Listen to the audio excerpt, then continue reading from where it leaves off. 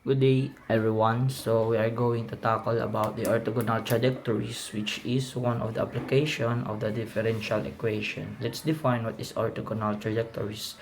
So it is a concept and differential equation that refer to a family of curves that intersect another family of curves at right angle 90 degree, which is perpendicular to a given system of curves. For instance, so this is ang representation ng nasabing orthogonal trajectories.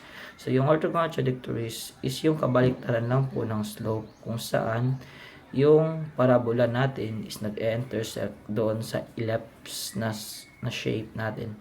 Kung saan yung part na nag-intersect is yun yung nakapag-form ng 90 degree na tinatawag natin na orthogonal trajectories. Kung sakaling yung given lang is yung family of curves ng parabola, is makikita natin yung hahanapin natin yung orthogonal trajectories na nandito sa intersection na to from the ellipse noong nag-intersect siya sa 90 degree.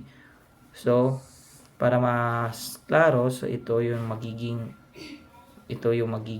equation ng pag ito yung given ng equation na family curves ng parabola. So ang hahanapin natin is yung equation o yung orthogonal trajectories ng ellipse natin. So para mas klaro, zoom in natin yung nangyari dito. So ito yung nagiging intersection, no? So sample, ito yung given family. So ito yung magiging M1 or ito yung magiging slope 1. Yung slope 2 naman is yun yung trajectory or orthogonal trajectory ng nasabing ellipse. So ito yon. So ito yung magiging slope 2 kung saan yung slope 1 is equals to dy over x, right? Tapos yung slope 2 is negative, or tinatawag nating the slopes of the curves at the point of intersection are negative reciprocal of each other.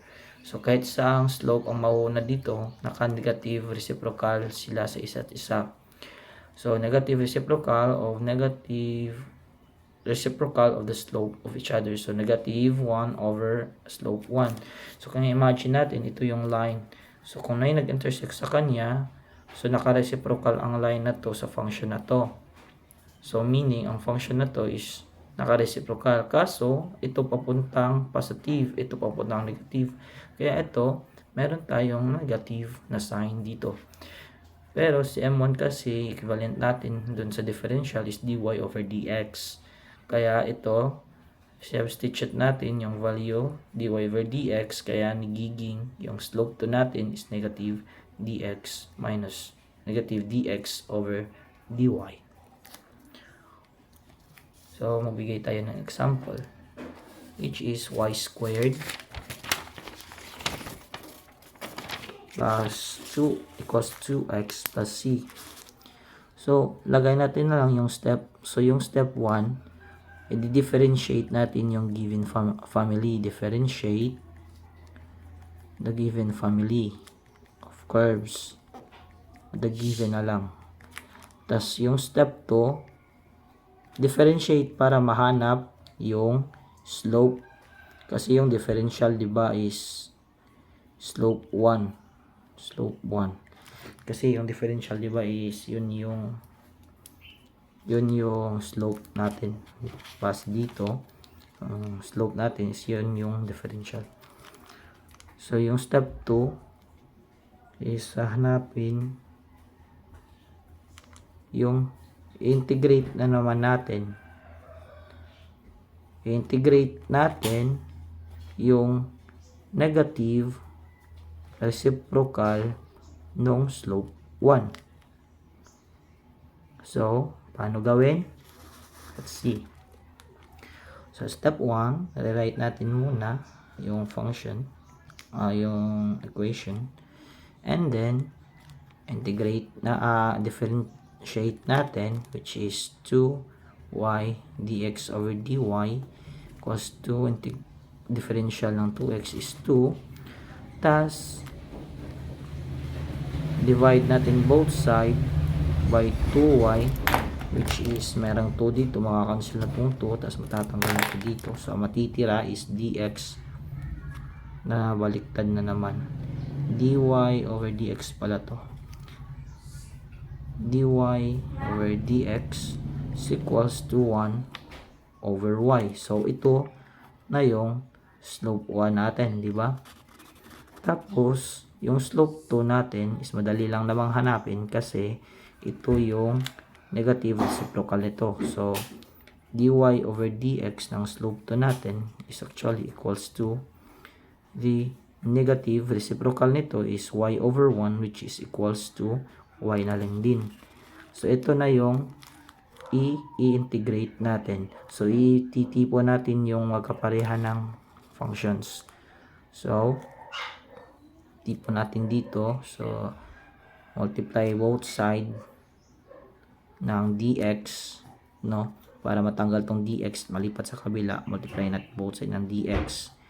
Tapos, para matanggal naman to dito, divide natin both side by y. So, mangyari is dy over dx, dy over dx, dy over y is equals to negative dx. Tapos, pwede na tayong mag-integrate. Right? So, pwede natin integrate to. Mangyayari, dy over y magiging ln of y. The negative lalabas yan. Then the integral ng dx is x. Then plus some constant. Kung saan yung sa choices naman, yung choices natin is gumamit lang siya ng the same constant or the same sign. Pero mostly dapat kasi C1 or C2 or any variable like k. So sa choices kasi gumamit lang siya din ng ano. So lagyan na natin ng C1. Okay. Yan C1 para happy. So gawin natin ng C1 to. Kasi bagong ano na to, ginamit na kasi doon sa isang equation, kaya sa constant na to, ibang constant na naman kasi to. Kaya gawin natin C1. So plus some constant. So para matanggal tong e na to, so i-erase natin tong law na to into exponential form. Para ang law na to is matatanggal. So erase din natin to. So magiging e negative x plus c1. So ang mangyayari dito, makakancel na to, so y na lang yung matitira. Tapos yung property nito is mo multiply natin to, diba? So distribute yung a, tapos magiging multiply din c1, then e raised to some constant is still constant, so magiging c na lang to, tapos ito mabibring down yung e negative x, which is our answer. Choices is letter C siya. Y equals to C1 pala. C1 of e raised to x. So, introduce ko na rin yun, yung Caltech na to. So, di ako nakakita ng Caltech sa YouTube at sa any resources, kaya naghanap na lang ako ng paraan kung saan kukunin natin yung derivative ng dalawang given. The derivative of the given family, tapos i-reciprocal natin. Kasi yun naman yung idea ng paghahanap ng orthogonal trajectories. Tapos, pagdating sa choices, isahanapin natin yung derivative naman nito. So, paano natin hahanapin yung derivative? It's either sa calculator natin, didiretso natin ng derivative. Ito, shift. Maling calculator. Ito, shift integral. So, ito, may derive na natin to kasi mag-value tayo ng x. So, yung gawin natin is gamitin natin ang concept na to. So, ang concept na to, alisin natin. So, ang concept na to is galing dito. So, ang concept ng dy over dx equals to negative partial function of x over the partial function in terms of y. So, galing to dito sa y prime equals to dy dx equals to function of xy. Wherein, itong sa function of xy, pag partial function natin yan in terms of x, i-represent as m natin yung partial function na to, xy. Then, galing dito, sa terms na to, pag multiply natin dito sa kabila, makukuha natin ang terms na to, which is differential form, which is mx dx plus nx dy equals to 0. Ito yung homogeneous form, di ba? Kung naalala natin.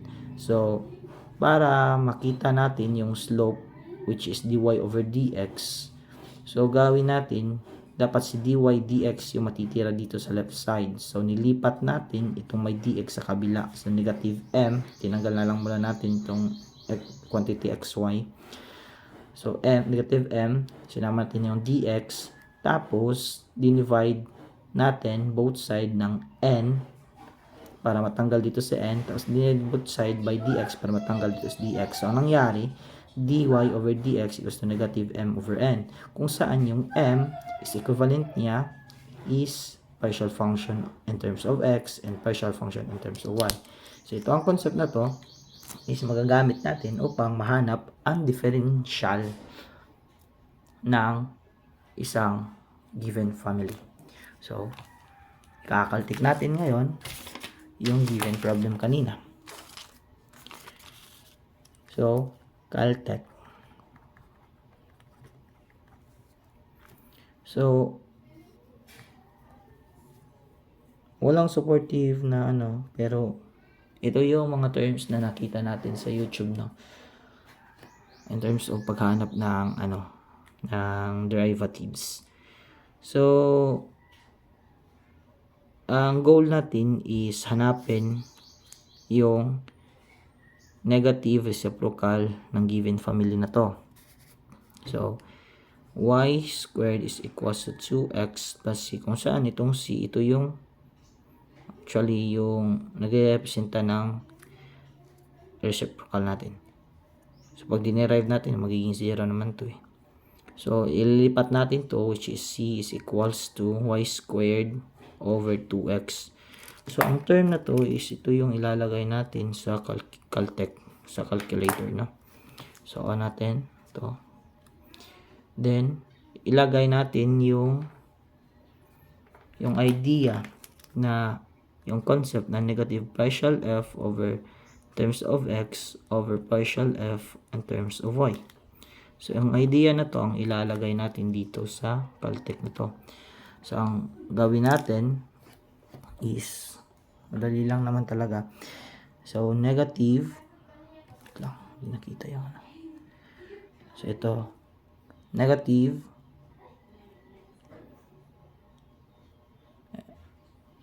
fraction, then shift natin into integral, tapos ilagay natin ang term na to. Mali pala yung term na to eh. Ba't dinivide ko to? Mali ang term to. Subtract both side by negative 2x. So, y squared minus 2x. Subtract both side by 2x para si c na lang matira dito. So, ito ang ilalagay natin. Itong term na to ang ilalagay natin. Oh no. Kumalat. So, ang term na to ang ilalagay natin dito sa calculator. So, in this case, di ba si x yung variable natin. So, lahat ng y is magiging constant. So, lagyan natin ng values yung x tsaka y. Which is si x magiging 3 and si y is magiging 5. So, yan yung mga arbitrary constant na ilalagay natin dito sa pag-partial derivative natin sa calculator. So, lagay natin ito, y. Yung value ng y is 5. Then, naka-squared. Subtract natin sa 2 alpha x. Which is the value of x dito is 3. Sa baba naman, shift integral para lalabas yung differentiation. Sa puntong to, di tayo gagamit ng y kasi wala namang y, x2 eh. So, papalitan natin to ng x. So, alpha x squared. Subtract natin sa 2, yung value ng x is 3. So, 2 times 3, lagay na lang natin 6. Then, lagay natin dito sa button na to yung 5. Pag inequals natin, kasi yung 5 is yung value yung nung y, di ba? Pag inequals natin, dapat ang lalabas is ito yung m1 natin, o ito yung dy dx natin, which is equals to 1 over 5. Anyway, pag ni-reciprocal natin yan para sa m2, magi negative 5 pag ni-reciprocal mo yan, di ba? Yung slope 2 is negative reciprocal of the given family or any family curves. So, sa puntong to, ang hahanapin naman natin is ito. Gamit yung mga choices, i-integrate natin yung, i-differentiate natin yung choices na dapat yung lalabas is negative 5. So, sa choice A, i-form natin si choice A, and to C1 is equals to dy over ln ni x. Oh, dito, tingnan natin. So, erase. So, tingnan, si y dito, meron tayo sa, dito tayo sa denominator, kaya si y is yung magiging x, tsaka si ln, shift ln e, yung x natin is equals to 3. Let's close parenthesis. Tapos sa taas, palitan din natin dun sa taas. In terms of x naman tayo dito. So, yung y naman, yung magiging 5, yung may value. Tapos yung ln ex naman dito, ln shift ln, is yun naman yung walang value. Ayun yung variable. So, equals natin, which is C1 natin sa A is actually is 1.66. So, wrong. Kasi negative 5 yung hinahanap natin. So, sa B, sa choice B natin is y ln sec. So, madali na lang. Y equals to ln sec e to the power of x. Ito si y, wala naman tayong constant dito. So, hindi, cancel na to. Wala na to. Wala naman tayong constant na nakalagay. Ito ding letter D, wala na rin. Kasi walang constant na nakalagay. Meron naman tayong constant na family. Anyway, pag kinalki mo yan, hindi naman yan mag-equals ng negative 5. So, diretso tayo sa C, which is C1 is equals to y over the e to the power of negative x. So, e to the power of negative x. So, erase na lang natin to. Tapos ito, ln, erase natin. So, e to the power of negative 3. Then, naka-x naman yung y. So, okay na yan. So, sa taas naman tayo. Erase natin yung parenthesis. Tapos, lagyan natin ng negative yung x since a raised to negative x naman yan. Then, pag inequals natin yan, yung value ng slope natin is gaya na natin C1 is negative 5. Hindi may C1. M2. Okay, M2. Slope 2. Which is, nakita natin, sa slope 2 is equals dun sa negative reciprocal na nakuha natin sa previous. So, that's it. Bye!